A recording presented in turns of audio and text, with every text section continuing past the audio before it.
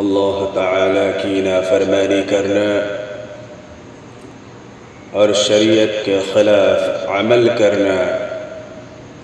یہ گناہ کہلاتا ہے۔ اور گناہ چاہے چھوٹے ہوں یا بڑے ہوں، حتیٰ کہ بال سے زیادہ باریک کیوں نہ ہوں، ہمارے اعمال کو برباد کر دیتے ہیں، جس کی وجہ سے ہماری دنیا اور ہماری آخرت دونوں کی دونوں تباہ و برباد ہو جاتی ہیں۔ اور گناہوں کی کثرت کی وجہ سے ہمارے دل کالے ہو جاتے ہیں، سیاہ ہو جاتے ہیں۔ پھر ہمارے قلوب کے سیاہ ہونے کے بعد کوئی بھی اچھی بات، کوئی بھی نیک بات، کوئی بھی بھلی بات ہمارے دل پر اثر نہیں کرتی، کیونکہ قلوب کے اندر خیر و بھلائی کو قبول کرنے کی صلاحیت ختم ہو جاتی ہے۔ کیونکہ حدیث پاک کے اندر آتا ہے، جب آدمی کوئی گناہ کرتا ہے تو اس کے دل پر ایک کالا دھبا پڑ جاتا ہے، ایک کالا داغ پڑ جاتا ہے۔ تو جب وہ آدمی اس گناہ کو چھوڑ کر سچی توبہ کر لیتا ہے تو وہ کالا نقطہ مٹ جاتا ہے، وہ کالا داغ دھل جاتا ہے، وہ دھبا صاف ہو جاتا ہے۔ اور اگر وہ آدمی گناہوں کو چھوڑ کر توبہ نہیں کرتا، بلکہ گناہ پر گناہ کیے جاتا ہے، تو اس کا دل بالکل سیاہ ہو جاتا ہے، کالا ہو جاتا ہے۔ کیونکہ ان کالے نقطوں میں مزید اضافہ کر دیا جاتا ہے، اور وہ کالے نقطے پورے دل پر چھا جاتے ہیں۔ لیکن میرے دوستو، گناہوں کی زیادتی کی وجہ سے،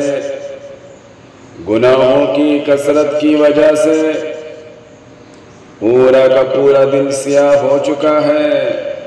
اس کی علامت کیا ہے؟ اس کی پہچان کیا ہے؟ ہمیں کیسے پتہ چلے گا کہ دل پوری طرح سیاہ ہو چکا ہے؟ تو اس کی علامت کو بیان فرماتے ہوئے ہمارے نبی علیہ السلام ارشاد فرماتے ہیں کہ کوئی بھی نیک بات، کوئی بھی بھلی بات، کوئی بھی اچھی بات دل پر اثر نہیں کرتی ہے۔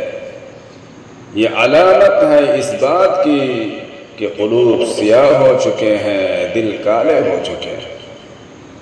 پھر نبی علیہ السلام فرماتے ہیں، ان گناہوں کی کثرت کی وجہ سے، ان گناہوں کی نحوست کی وجہ سے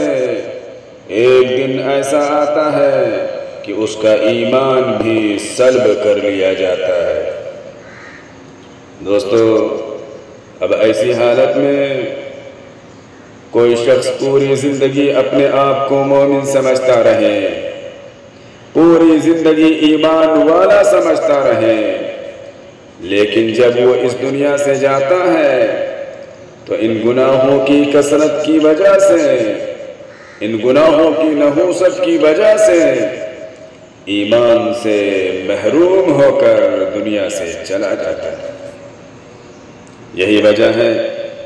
کہ اصحاب کرام رضوان اللہ تعالی علیہم اجمعین کسی بھی گناہ کو چھوٹا نہیں سمجھتے تھے، بلکہ وہ چھوٹے بڑے ہر طرح کے گناہوں سے اپنے آپ کو بچاتے تھے۔ اور حضرت انس رضی اللہ تعالیٰ عنہ نے، جو کہ خادم مصطفیٰ ہیں، ایک بار اپنے زمانے کے لوگوں کو متوجہ کر کے فرمایا، اے لوگوں، تم ایسے کام کرتے ہو جن کو تم بال سے زیادہ باریک سمجھتے ہو، حالانکہ ہم لوگ حضور علیہ السلام کے زمانے میں انہی چیزوں کو ہلاک و برباد کرنے والی سمجھتے تھے۔ اس لیے میرے دوستو، ہمارے لیے ضروری ہے کہ ہم لوگ بھی ہر طرح کے گناہوں سے بچنے کی بھرپور کوشش کریں، چاہے وہ گناہ چھوٹے ہوں یا بڑے ہوں، حتیٰ کہ بال سے زیادہ باریک کیوں نہ ہوں، خواہ وہ کیسے بھی ہوں، ہم اپنے آپ کو حتی الامکان گناہوں سے بچانے کی پوری کوشش کریں، کیونکہ میرے دوستو گناہوں کی بہت ساری شکلیں ہیں، ظاہری بھی ہیں، باطنی بھی ہیں۔ ظاہری گناہ تو وہ ہیں جو ہمارے جسمانی اعضاء سے عملی طور پر ظاہر ہوتے ہیں، جیسے کہ جوا کھیلنا، شراب پینا، زنا کرنا، ناحق کسی کو قتل کر دینا، خودکشی کر لینا، لڑائی جھگڑے کرنا وغیرہ ذالک۔ یہ سارے کے سارے ظاہری گناہ ہیں جن سے ہم لوگ کسی حد تک بچ جاتے ہیں یا کم از کم بچنے کی کوشش کر لیتے ہیں۔ لیکن میرے دوستو، باطنی گناہوں میں ہم لوگ پوری طرح ڈوبے ہوئے ہیں، اور باطنی گناہوں میں تکبر ہے، بدگمانی ہے، حقد و کینہ ہے، حسد و جلن ہے، نفرت و عداوت ہے، ریاکاری ہے، کبر و نخوت ہے۔ یہ سارے کے سارے باطنی گناہ ہیں جن میں ہم لوگ پوری طرح ملوث ہیں، ڈوبے ہوئے ہیں۔ پھر ہماری نمازیں، ہمارے روزے، ہماری قربانیاں، ہمارے صدقات و خیرات، ہمارا حج اور ہمارے سارے کے سارے نیک اعمال باطنی گناہوں کے ساتھ ہو رہے ہیں، جن کی وجہ سے ہمارے اعمال سے، ہماری نمازوں سے، ہمارے روزوں سے، ہماری قربانیوں سے، ہمارے صدقات و خیرات سے، ہمارے نیک اعمال سے ہمیں وہ مطلوبہ فائدہ حاصل نہیں ہو رہا ہے جو ہونا چاہیے۔ قرآن ڈنکے کی چوٹ اعلان کرتے ہوئے کہتا ہے وَذَرُوا ظَاهِرَ الْإِثْمِ وَبَاطِنَهُ، اے لوگو تم ظاہری گناہ کو بھی چھوڑ دو اور باطنی گناہوں کو بھی چھوڑ دو۔ ظاہری گناہوں سے مراد وہ گناہ ہیں جو اعلانیہ طور پر کھلم کھلا کیے جاتے ہیں، اور باطنی گناہوں سے مراد وہ گناہ ہیں جو پوشیدہ طور پر چھپ کر کیے جاتے ہیں۔ دونوں طرح کے گناہوں کو چھوڑ دینے کا قرآن ہمیں حکم دے رہا ہے۔ پھر وہ لوگ جو گناہ کر رہے ہیں، چاہے وہ گناہ ظاہری ہوں یا باطنی ہوں، صغیرہ ہوں یا کبیرہ ہوں، سَيُجْزَوْنَ بِمَا كَانُوا يَقْتَرِفُونَ، ان کو ان کے کیے کی عنقریب سزا ملے گی۔ اس لیے میرے دوستو، ہم ظاہری گناہوں کے ساتھ ساتھ باطنی گناہوں کو بھی چھوڑ کر توبہ کر لیں، کیونکہ سچی توبہ یہ راستوں کو کھول دیتا ہے۔ حدیث پاک کے اندر اللہ کے رسول صلی اللہ علیہ وسلم ارشاد فرماتے ہیں کل بنی آدم خطاء، اے لوگو ہر آدمی گناہگار ہے،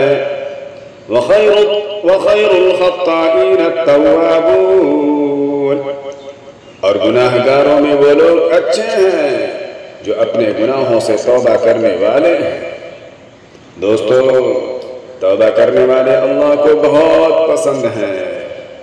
ہمارے گناہ آسمان کے بلندی کے برابر کیوں نہ ہو، سمندروں کے جھاگ کے برابر کیوں نہ ہو، اگر ہم اللہ سے توبہ کریں گے تو اللہ ہمارے گناہوں کو معاف فرما دے گا، کیونکہ حدیث پاک کے اندر آتا ہے لو اخطأتم حتى تبلغ خطاياكم السماء ثم تبتم لتاب علیکم، اگر تم سے اتنے گناہ ہو جائیں کہ تمہارے گناہ آسمان تک پہنچ جائیں، پھر تم اللہ سے توبہ کرو تو یقیناً اللہ تعالیٰ تمہاری توبہ قبول کر لے گا۔ قرآن مجید جو اللہ کا کلام ہے، اور کلام الہی کو تمام کلاموں پر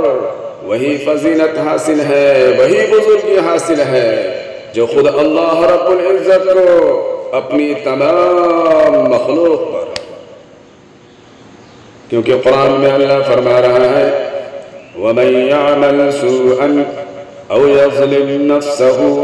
ثُمَّ يَسْتَغْفِرِ اللَّهَ يَجِدِ اللَّهَ غَفُورًا رَحِيمًا۔ جو شخص برے کام کرے یا اپنے نفس پر ظلم کر ڈالے، پھر وہ اللہ سے اپنے گناہوں کی معافی چاہے تو وہ اللہ تعالیٰ کو معاف کرنے والا، رحم کرنے والا پائے گا۔ دوستو، نص قرآن سے اور متن حدیث سے معلوم ہو رہا ہے کہ رحمت الہی اپنے بندوں کی طرف پوری طرح متوجہ ہے، جو اپنے بندوں کو پکار پکار کر کہہ رہی ہے اے میرے بندو، تم میں جس کو گناہوں سے بخشش کی تمنا ہو وہ اپنے گناہوں کی کثرت سے نہ گھبرائے، وہ مائل توبہ ہو، میں مائل بخشش ہوں، میں رحم سے بخشوں گا،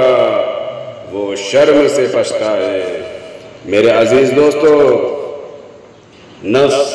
اور شیطان یہ دونوں ہمارے دشمن ہیں جو ہمیں سیدھے راستے سے ہٹا کر غلط راستے پر چلانے کی کوشش کرتے ہیں، بسا اوقات ہمیں مجبور بھی کرتے ہیں اور اللہ تعالیٰ کی نافرمانی پر ہمیں ابھارتے ہیں، اور ہم انسان فطرتاً کمزور ہیں، ان کے بہکاوے میں آ کر